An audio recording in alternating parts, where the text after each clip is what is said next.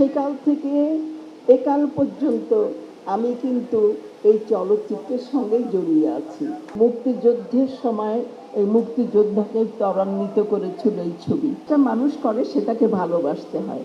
আমি যেটা বলতে চাই যে জীবন থেকে নেওয়া শুধু একটা ছবি না, যে কিভাবে জীবন থেকে নেওয়া তৈরি করলেন জহির রায়হান সাহেব, সেই গল্পটা অনেক সুন্দর সুন্দর ঘটনা। আমার মনে হচ্ছিল রাস্তায় আস্তে আস্তে আমি এই গল্পগুলো আপনাদের শোনাবো, কিন্তু যেই অবস্থা দেখছি এটা বলাটা খুব মুশকিল হয়ে যাবে বোধহয়। মুক্তিযুদ্ধের সময় এই মুক্তিযোদ্ধাকে ত্বরান্বিত করেছিল এই ছবি। তো অনেক কথাই আছে, এটা এমন একটা ছবি। স্ট্রবেরি সুপার ডটেড ও ক্লাসিক ভ্যারিয়েন্ট সেন্সেশন জাগুক শিহরণ।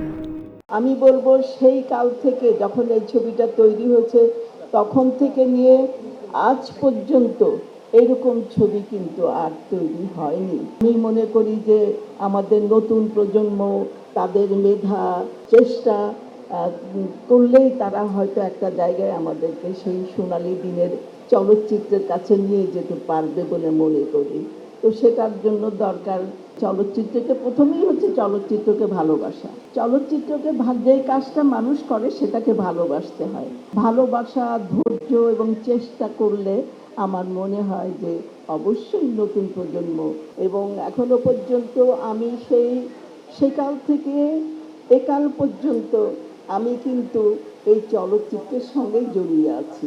কখনো অভিনয় করে, কখনো প্রযোজনা করে, কখনো পরিচালনা করে, সবগুলো কাজই আমি করেছি।